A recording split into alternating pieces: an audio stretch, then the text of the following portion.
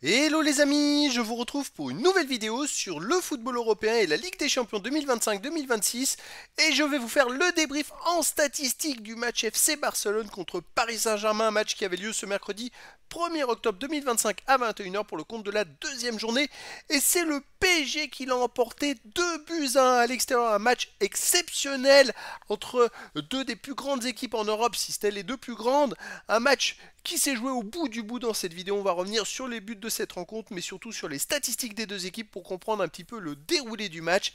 Et on terminera la vidéo par un aperçu des prochains adversaires de ces deux équipes dans cette compétition. Alors, le PSG qui réalise une deuxième victoire dans ce démarrage de Ligue des Champions, ça ne ressemble pas à l'année passée où ils ont eu quand même beaucoup de mal. Cette année, ils sont très très forts. Et pourtant, c'est Barcelone qui a ouvert le score en première mi-temps par Ferran Torres à la 19e minute et le Barça poussait beaucoup. Ils auraient même pu marquer avant. Mais ils ont réussi à ouvrir le score. Bon, le PSG avait un peu de mal. Et puis, alors, le PSG s'est ressaisi. Et puis, ils ont réussi à égaliser avant la mi-temps par Mayulu à la 38e minute. Et puis, en deuxième mi-temps, changement de physionomie du match. C'est le PSG qui a mis le pied sur la balle et qui a dominé, qui a eu la plupart des occasions. Et à la fin, on se disait, mais c'est pas possible.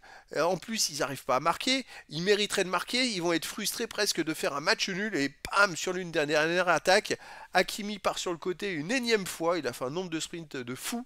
Il fait un centre pour Ramos qui reprend à la 90e minute et qui donne la victoire au PSG 2 buts à 1. Alors les stats les amis, il y a eu 1,52 XG buts attendus à 1,31 pour le PSG, donc avantage Paris. En termes de possession, 53,2% à 46,8% pour le PSG, 474 passes tentées à 422, 414 passes réussies à 366, 87,3% de passes réussies à 86,7%, légère domination des Parisiens, mais ça se jouait quand même à Barcelone, et le PSG est allé l'emporter en jouant à la barcelonaise, franchement chapeau bas. 13 occasions à 8 pour les Parisiens, 15 tirs à 12 pour les Parisiens, 7 tirs cadrés à 3 pour les Parisiens, 4 tirs contrés partout, un poteau à 0. C'est vrai qu'en deuxième mi-temps, Kanguini a fait une super action individuelle et puis il a tiré sur le poteau. Et puis 2 hors-jeu à 0 pour les Parisiens.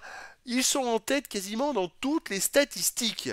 Et les autres stats, 9 corners à 4 pour le PSG, 14 centres à 5 pour le PSG, 11 interceptions à 6 mais pour Barcelone, 21 tacles à 17 pour le PSG, 51 duels gagnés à 44 pour Barcelone, 5 arrêts à 0 pour Barcelone. Oui, le gardien de Barcelone, il a dû travailler. 14 fautes à 12 pour le PSG, 4 jaunes à 2 pour Barcelone, pas de rouge. Le PSG, ils ont réalisé un match époustouflant et je pense que là, ça marque un petit tournant. Vraiment, cette saison, ils sont en train de montrer qui ils sont, le PSG. Ils ont gagné la Ligue des Champions la saison passée et ils sont encore l'un des favoris pour se succéder à eux-mêmes.